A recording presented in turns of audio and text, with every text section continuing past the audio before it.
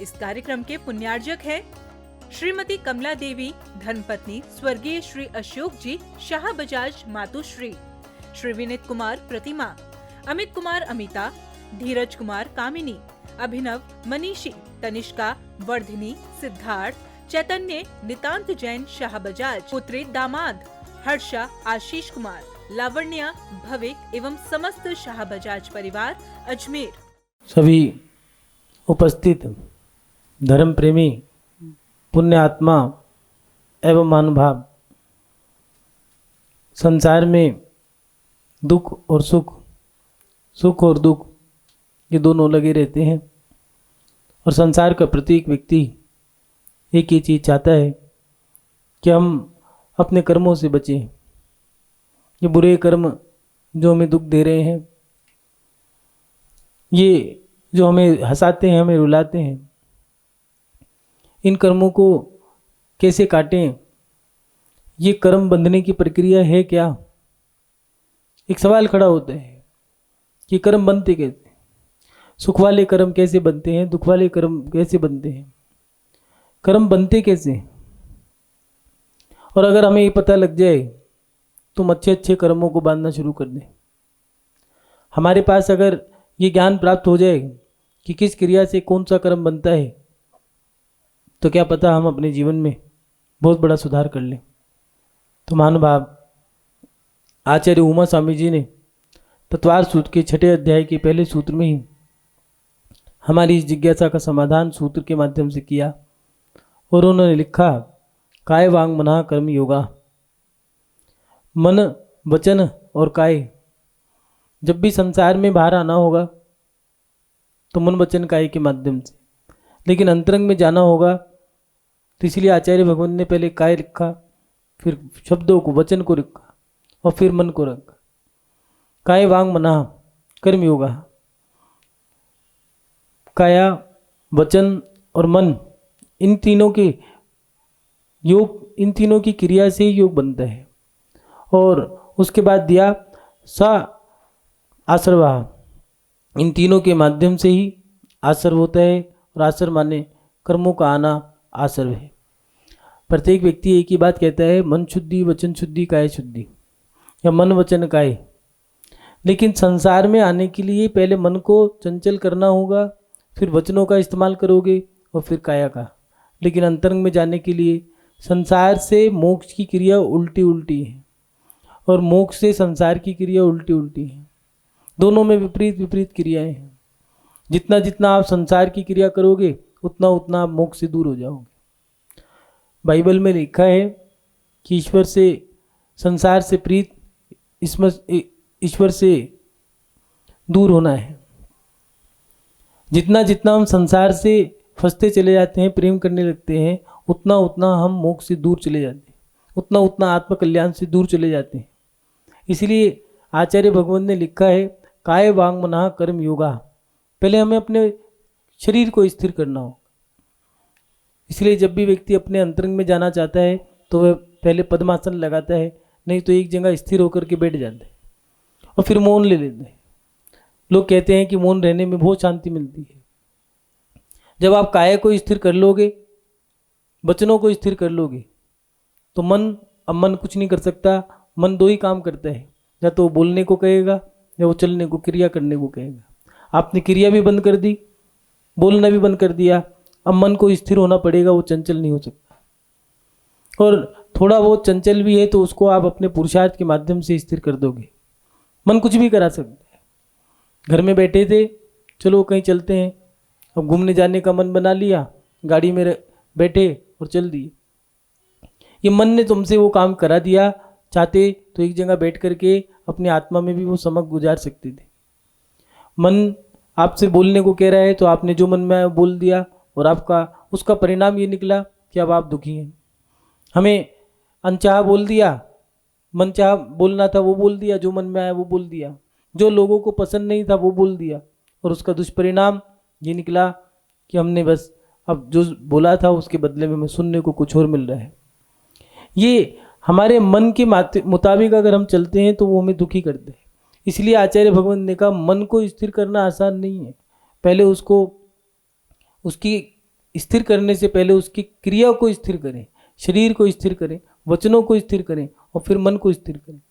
जब ये तीनों की तीनों स्थिर हो जाएंगे तब जाकर के हमारे कर्म आना बंद हो जाएंगे। क्यों? क्योंकि इन तीनों के योग, यही 3 योग हैं, इन तीनों योगों के माध्यम से ही आश्रव होता है। अगर आपने इनको स्थिर कर दिया तो कर्म रुक जाएंगे, इनका इस्तेमाल करोगे तो कर्म काम करने लग जाएंगे। ये हमारे जीवन में बहुत बड़ी विशेष क्रिया है। लेकिन कैसे करें? शरीर को स्थिर करना कोई आसान नहीं है। हम कैसे ही कंट्रोल करें? मन कर रहा है, कैसे घूमने का त्याग कर दें, कैसे हम बाहर ना जाएं, कैसे हम चलना फिरना बंद कर दें, कैसे हम बोलना बंद कर दें। और प्राय करके महिलाओं में तो बोलना बड़ा दुर्लभ है कि वो मौन ले लें। मौन 24 घंटे का अखंड मौन, वो तो बहुत ही असंभव सी बात है। उनसे बोले बिना तो रह ही नहीं जाते। कुछ लोग कहते हैं साधु लोग, महात्मा लोग मौन कैसे रह लेते हैं, हमसे तो रह ही नहीं जाते हैं, खुजली लगने लगती है, गले खुजाने लगते हैं। ऐसे ये मौन रहना आसान नहीं है। मन को स्थिर करना है तो पहले काया को स्थिर करना होगा, फिर मन वचन को स्थिर करना होगा, फिर जाकर के अपने अंतरंग में भी शरीर को स्थिर करना होगा कि शरीर को अब मन से जो चलने के परिणाम बन रहे हैं उनको, बोलने के परिणाम बन रहे हैं वो भी, और फिर मन में जो चंचलता आ रही है उसको भी जब स्थिर कर दोगे तो फिर अपने जीवन में आप कर्म की क्रियाओं को रोक दोगे। उसी को संवर कहा है। कर्मों का आना आश्रव और आते हुए कर्मों का रोक देना संवर, और उन्हीं से निर्जरा होगी। और जब कर्म निर्जरा हो जाएगी तो मोक्ष हो जाएगी। महानुभाव, हमारे कर्म हमारे हाथ में हैं। हम चाहे तो हम कर्मों को काट सकते हैं, हम चाहें तो कर्मों को हम बांध सकते हैं। लेकिन ये प्रक्रिया समझना बड़ा मुश्किल है। अगर व्यक्ति जान जाए कि कर्म बनते कैसे हैं, करते कैसे हैं, तो फिर तो जीवन में सब कुछ सरल हो जाए। एक बालक महात्मा जी के पास पहुंचा और महात्मा जी के पास जाने के बाद सवाल पूछा कि महात्मा जी, ये कर्म कैसे बनते हैं और कर्म कटते कैसे हैं? महात्मा जी ने कहा ये तो बड़ा कठिन सवाल है, आप थोड़े दिन हमारे पास रहो, जब कुछ दिन हमारे पास रहोगे तो सीख जाओगे। ठीक है, गुरुकुल में थोड़े दिन रहा, गुरुओं की क्रिया, चर्या, अनुशासन, ज्ञान, ध्यान, तप, साधना, संयम, ये सब उनने देखा। और एक दिन उनके गुरु ने कहा कि सुनो, कि सामने जो वृक्ष है इसे जितना तहस नहस कर सकते हो उतना इसे दुख पहुँचाओ, उतना कष्ट पहुँचा गया। इसकी टहनियाँ, शाखाएं, फल, पत्ते, फूल सब तोड़ दो। ठीक है, महात्मा जी की बात है, उनकी आज्ञा का पालन किया और जाकर के वृक्ष को जितना हानि पहुंचा सकता था उतनी पहुंचा के आ गया। सुबह हुई, महात्मा जी ने पूछा क्यों, रात को नींद कैसी आई? कहने लगा पूरी रातें करवटें बदलता रहा और पूरी रात जागा रहा, आपने काम ही ऐसा बताया था। महात्मा जी ने कहा कोई बात नहीं, जाओ उस पेड़ से क्षमा मांगाओ। वह व्यक्ति क्षमा मांगने गया और जितनी हानि पहुंचाई थी उसको ठीक करने लगा। सारी शाखाओं को नई आकृति दे दी, जितनी गंदगी फैलाई थी उसको साफ कर दिया और आया। प्रातः काल हुआ और महात्मा जी ने पूछा क्यों, कैसा लग रहा है? ऐसा लग रहा है जैसे मैंने जो कर्म बांधा था वो कट गया, एक बोझ मेरे सर पे रखा हो, वो बोझ हल्का हो गया। कुछ दिनों बाद जाने लगा तो महात्मा जी से पूछा कि महात्मा जी मेरे सवाल का जवाब दे दीजिए। महात्मा ने कहा मैंने तो दे दिया। कब दिया? उस वृक्ष को जो तुमने हानि पहुंचाई थी। किसी को हानि पहुंचाओगे तो तुम्हारे बुरे कर्म तुम्हारे बन जाए। तुम रात भर सो नहीं पाए क्योंकि तुमने बुरा किया, तुम्हारा पूरी रात तुम्हारी बुरी निकली। किसी को तुमने सुख दिया है, अच्छा किया, तो उसका फल ये मिला, तुम पूरे दिन प्रसन्न रहे, तुम्हारा मन हल्का हो गया और कर्मों को दोनों तरफ से सहन कर लिया समता भाव से, तभी व्यक्ति मोक्ष को प्राप्त करते हैं। महानुभाव, हम कर्म कैसे बांध रहे हैं? कर्म भी दो प्रकार की, शुभा पुण्य से शुभा पाप। एक शुभ कर्म है, एक अशुभ कर्म है। हम कौन से कर्म कर रहे हैं? हम किसी के दिल को दुखा रहे हैं या किसी के दिल को प्रसन्न कर रहे हैं। अगर दुखा रहे हैं तो हमने अशुभ कर्म बांध लिए, और अगर हम किसी के दिल को सुख पहुंचा रहे हैं तो हमने शुभ कर्म बांध लिए। 2 प्रकार के कर्म हैं, और उन कर्मों को बांधने की 3 क्रिया हैं, मन, वचन और काय। कैसे कैसे काम करें आपने, जैसे जैसे कर्म करोगे वैसा वैसा फल मिलेगा, जैसी जैसी क्रिया करोगे वैसे वैसे कर्म बनेंगे। मन और क्रिया ये दोनों एक क्रिया, एक ही पार्ट है, एक सिक्के के 2 पहलू हैं। जैसे जैसा मन चाह रहा है वैसा वैसा आप कर रहे हो। आप लोग 12 भावना पढ़ते हो। जीवर पुद्गल नाचे जामे कर्म उपाधि है, मोह नींद से उठ रे चेतन तुझे जगावन को, हो दयालु उपदेश करे गुरु बारे भावन को। आत्मा इस शरीर के अंदर है, ये शरीर ये पुद्गल है। पुद्गल और जीव, जीव और पुद्गल ये दोनों के दोनों कर्म हमें नचा रहा है, हम नाच रहे हैं। जब हमारा पुण्य कर्म का उदय आएगा तब हम अपने आप मंदिर में चले जाएंगे। किसी ने कितना भी समझा लिया हम नहीं जा सकते। जब हमें कोई मिथ्यात्व छोड़ने को कहेगा या कोई कहता है तो हम मिथ्यात्व नहीं छोड़ते, लेकिन जैसे ही मिथ्यात्व टूटने का समय आएगा हमें अपने आप ही सम्यक पे श्रद्धान हो जाएगा, सच्चे देवसाज गुरु पे श्रद्धान हो जाएगा। कर्म कैसे कैसे हमें नचा रहे हैं। जैसे ही हमारा दुख का समय आया है, हम बैठे बैठे अपने आप रोने का मन कर रहा है, और कभी हमारा साता कर्म उदय में आ गया तो हम हंस रहे हैं, मुस्कुरा रहे हैं, कोई नहीं है, फिर भी पुरानी बातों को याद करके हम मुस्कुरा लेते हैं। हमें कर्म कैसे नचा रहे हैं। इसीलिए 12 भावना में जो दिया है, मोह नींद से उठ रे चेतन तुझे जगावन, ये जो तुम सोए हुए हो, इस मोह जाल में डूबे हुए हो, उसको जगाने के लिए और कर्म बंध को तोड़ने के लिए एक ही व्यक्ति है, वो है गुरु। वो गुरु अगर कृपा कर दें, अगर जरूरी नहीं है कि हर व्यक्ति के ऊपर गुरु कृपा कर दे। तुम तो गुरु बना रहे हो, लेकिन वो भी तो तुम्हें स्वीकार कर लें। हर व्यक्ति रिश्ता जोड़ना चाहता है, लेकिन दोनों तरफ से रिश्ते जुड़ जाए तभी रिश्ते जुड़ते हैं। तुमने सोचा हमने गुरु मान लिया, लेकिन वो भी तो तुम्हें शिष्य माने, और फिर उसके बाद सबसे बड़ी बात यह है कि वो तुम्हें आत्म कल्याण के सूत्र दे दें, कर्म काटने की प्रक्रिया तुम्हें समझा दें, और उससे बड़ी सबसे बड़ी बात ये समझ में आ जाए। कहीं मंदबुद्धि बालक हैं, कहीं अज्ञानी हैं, कहीं बाल हैं, कहीं आबाल हैं, कहीं वृद्ध हैं। बहुत कठिन काम है इन कर्म को काटने का। कर्म भी 3 प्रकार से बंध रहे हैं, और बंध की क्रिया कैसी है, शरीर से, वचन से और मन से। देखें 2 कर्म है, शुभ कर्म और अशुभ कर्म। अब एक व्यक्ति यात्रा करने गया है, एक व्यक्ति घूमने गया है, ये शरीर की क्रिया है। अब यहाँ विवेक लगाना पड़ेगा कि हम कर्म कौन से बांध लें। उसी शरीर से हमने भगवान के दर्शन किए, उसी शरीर से हमने सिद्ध क्षेत्रों की यात्रा करी, और अगर दूसरी तरफ देखें तो हमने उसी शरीर से भोग विलासिता की क्रिया करी है। कोई Mauritius, Malaysia, Saudi Arab, Kuwait, America, England, Australia, New Zealand, या फिर समुद्र के किनारे वहाँ पर जाकर के अपना समय व्यतीत करना। एक व्यक्ति ने यात्रा में व्यतीत किया, एक व्यक्ति ने भोगों में व्यतीत किया। कर्म दोनों की क्रिया है। जैसा जैसा व्यतीत किया वैसा वैसा कर्म बन गया। बड़ा हिसाब लगाना पड़ेगा शरीर से हम क्रिया कैसी कर रहे हैं, क्योंकि काय वांग मनः कर्म योगा। शरीर, मन, वचन और काया, शरीर, ये तीनों चीजें हमारे जीवन में प्रभाव डालती हैं। अब देखें हम शरीर से और कैसे कर लेते हैं क्रिया।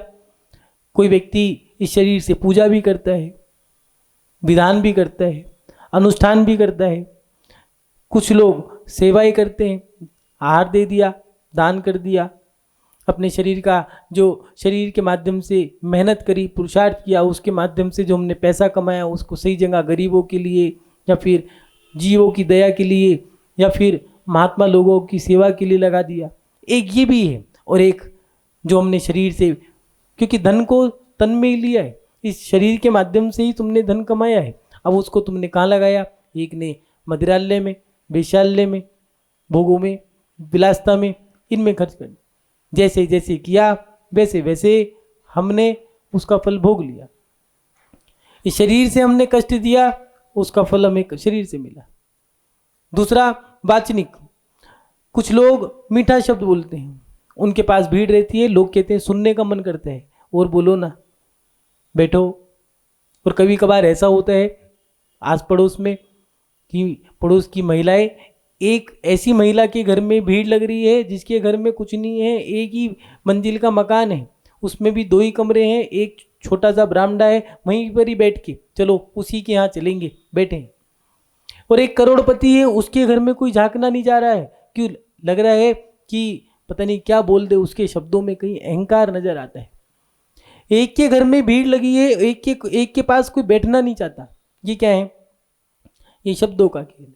एक व्यक्ति इतना मीठा बोल रहा है कि उसके पास भीड़ लग रही है कि लोग चाहते हैं कि वो बोले, अच्छा लगता है बोलना। और एक व्यक्ति के शब्द ऐसे हैं, मर जाऊं, किसी से पूछें कैसा चल रहा है, कट रही है, राम भरोसे, ठीक है, गुजार रहे हैं, काट रहे हैं। क्या भैया, कोई लोहा है क्या जो काट रहे हो? पेड़ है, समय है, इसका सदुपयोग करो। लेकिन उसके वचन ऐसे हैं, नकारात्मक शब्द, और उसका फल ये है कि जैसे जैसे शब्द बोल रहा है वैसे वैसे फल भोग रहा है। अपने यहाँ जैन धर्म में दिया है, कर्म बंधते हैं, लिखते नहीं है। कुछ लोग कहते हैं हमारे कर्म जैसे लिखे होंगे वैसे उदय में।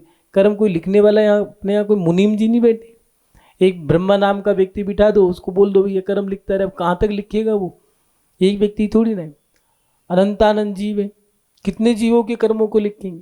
वो बेचारे जिंदगी भर कर्म ही लिखते रहेंगे, तो वो और भी तो काम है उनके पास, क्या क्या, और किस किस के कहाँ का कर्म लिखेंगे?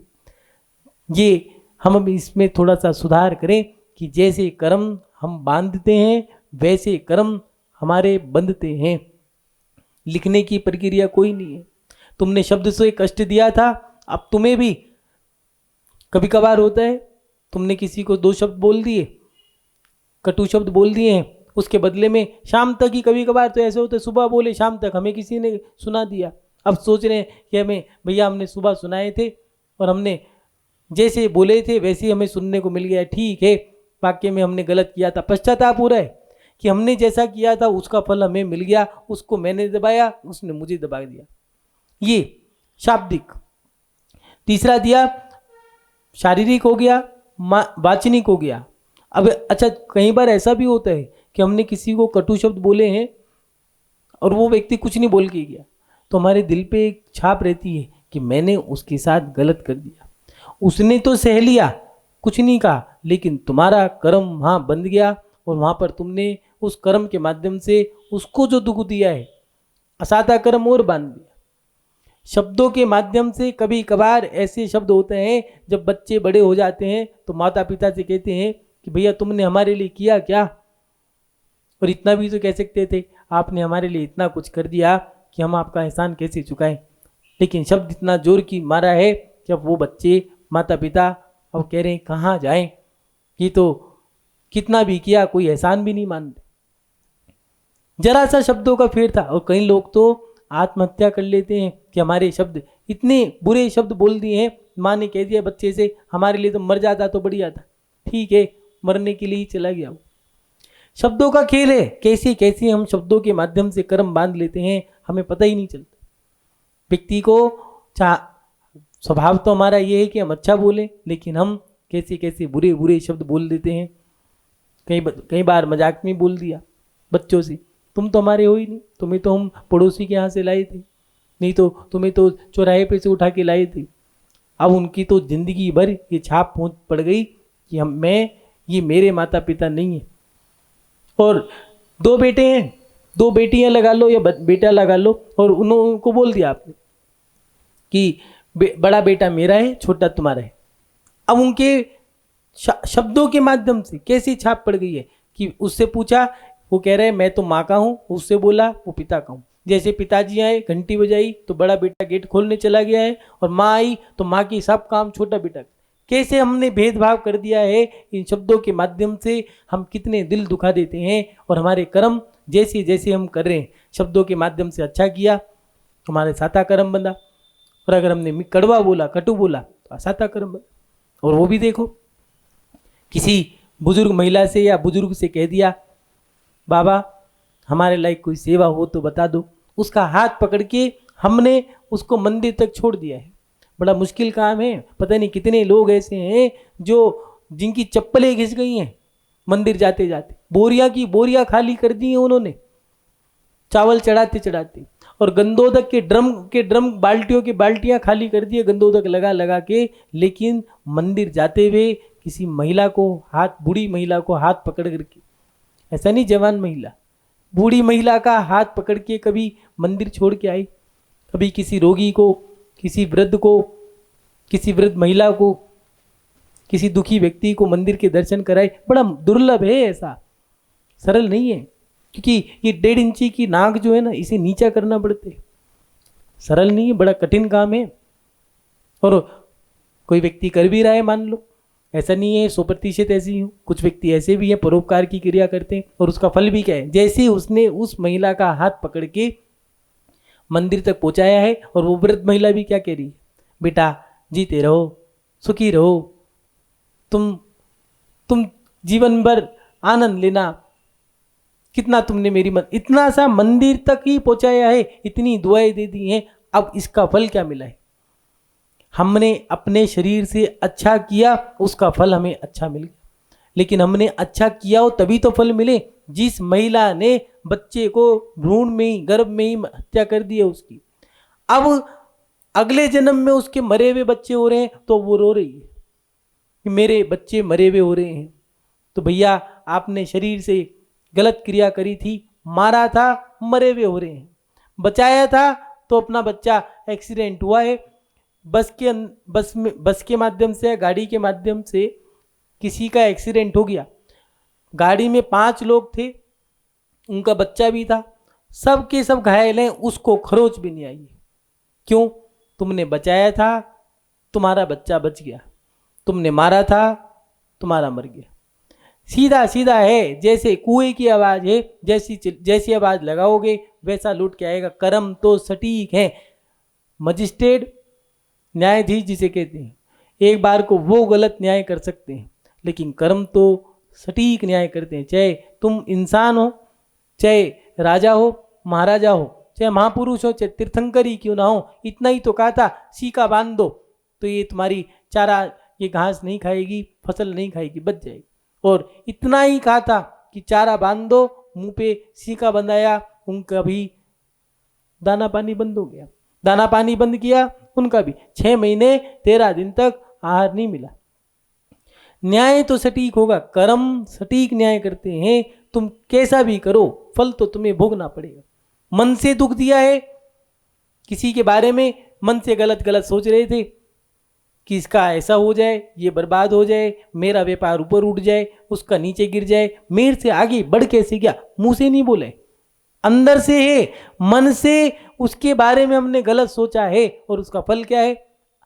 कई बार ऐसा हो जाता है कि कई लोगों के थॉट्स इतने अच्छे होते हैं, विचार इतने अच्छे होते हैं, हम उनको पढ़ रहे हैं और रोते हैं, काश हमारे भी ऐसे विचार बन जाते।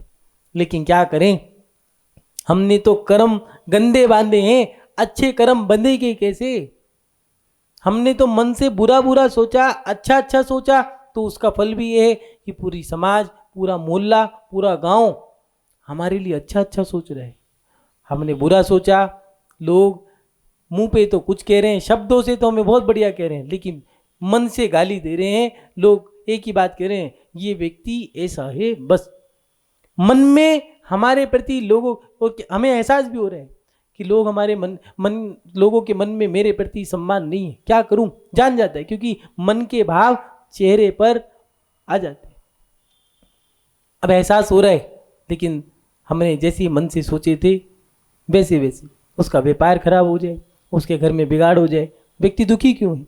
क्योंकि मेरा पड़ोसी ऊंचा क्यों है, इसका मकान ऊंचा क्यों है, ये पैसे वाला क्यों है, ये खुश क्यों है, इसके बच्चे पास होते हैं, मेरे बच्चे क्यों नहीं, इसके बच्चे नौकरी पास होते के साथ ही नौकरी लग गई, और हमारा देखो बढ़िया से बढ़िया डिग्री है फिर भी दुखी व्यक्ति इसलिए नहीं है कि हम आगे नहीं बढ़ पा रहे, दुखी इसलिए है कि वो आगे क्यों बढ़ गया है। ये है मन की क्रिया।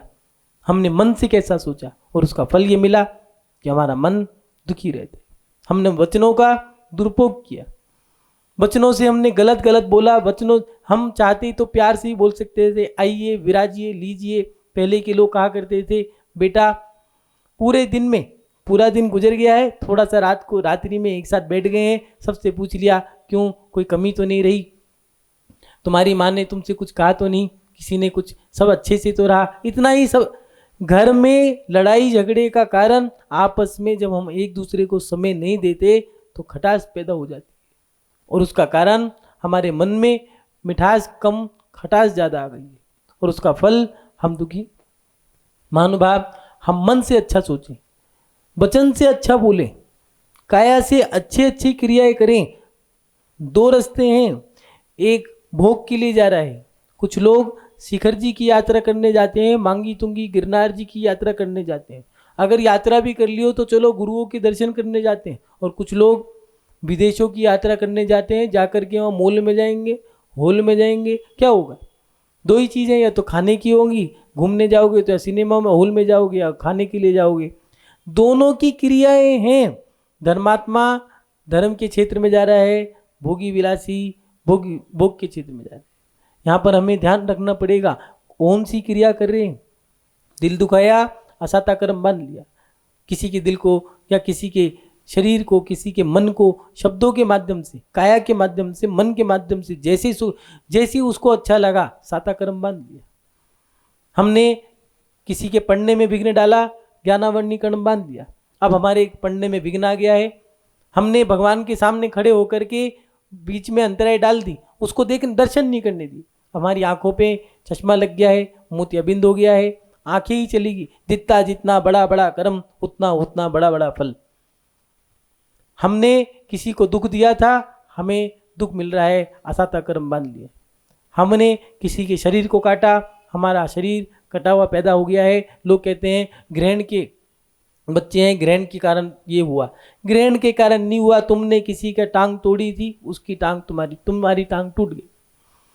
तुमने किसी की आंख फोड़ी थी, यही क्यों बच्चा अंधा हुआ, वो क्यों अंधा नहीं हुआ? भाई कर्म तो तुम्हारे बंधे हैं ना, उसको थोड़ी ना मिलेगा। हमने जैसा जैसा कर्म किया है वैसा वैसा फल हमें मिलेगा। कि कर्म महादुखदायी है, कर्म ना बैर मिटाते हैं, कि कर्म ही इस मानव को भवसागर में भटकाते। जब तक इस कर्म को हम नहीं तोड़ेंगे महानुभाव, तब तक हमें शाश्वत अवस्था नहीं मिलती। कर्म तोड़ने के उपाय क्या हैं? जब तक हम समता भाव से दुख और सुख दोनों को समता भाव से सहन नहीं करेंगे, तब तक कर्म नहीं टूटेंगे। कर्म तोड़ने का प्रयास भी हमें ही करना है। सुख और दुख दोनों हमारे हाथ में है, अच्छा और बुरा ये भी हमारे हाथ में। हम चाहें तो अच्छे कर्म बांध सकते हैं, हम चाहें तो बुरे कर्म भी बांध सकते हैं। ये सब हमारे हाथ में है, लेकिन जागृत अवस्था में रहना होगा। प्रत्येक क्रिया की प्रतिक्रिया होती, जैसे ही कुछ करोगे कर्म तो बंधेगा, फल तो मिलेगा, लेकिन किया क्या है ये ध्यान रखने वाली चीज है। आपने दिल दुखाया या नहीं? बुजुर्गों को इतना ही तो कहना था, हमारे लायक कोई सेवा हो तो बता देना, और ज़्यादा हो तो पूरे दिन समाप्त होने के बाद रात्रि में विश्राम करने से पहले जाकर के 2 मिनट बैठ गए, 2 मुट्ठी भीज दी है, पैर दबा दिए, और पैर दबाते दबाते इतना और पूछ लिया कि कोई कमी तो नहीं रही।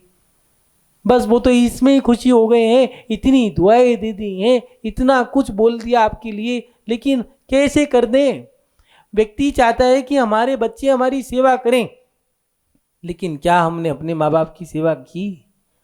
खुद तो तुम अलग हो गए, अब तुम्हारे बच्चे तुमसे अलग हो रहे हैं तो तुम्हें दुख हो रहे हैं।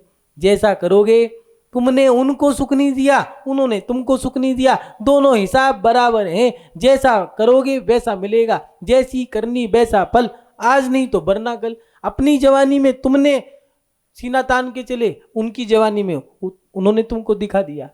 तुमने अपने माँ बाप की नहीं करी, उन्होंने तुम्हारी नहीं करी, तुम उनके माँ बाप। क्या दुख है? अब बच्चे अलग हो गए, अब क्या करें, बच्चे अलग हो जाते हैं। अलग भैया तुम भी तो हुए थे। श्रीमती कमला देवी धर्मपत्नी स्वर्गीय श्री अशोक जी शाह बजाज मातुश्री, श्री विनीत कुमार प्रतिमा, अमित कुमार अमिता, धीरज कुमार कामिनी, अभिनव मनीषी, तनिष्का, वर्धिनी, सिद्धार्थ, चैतन्य नितांत जैन शाह बजाज, पुत्री दामाद हर्षा आशीष कुमार, लावण्या भविक एवं समस्त शाह बजाज परिवार अजमेर।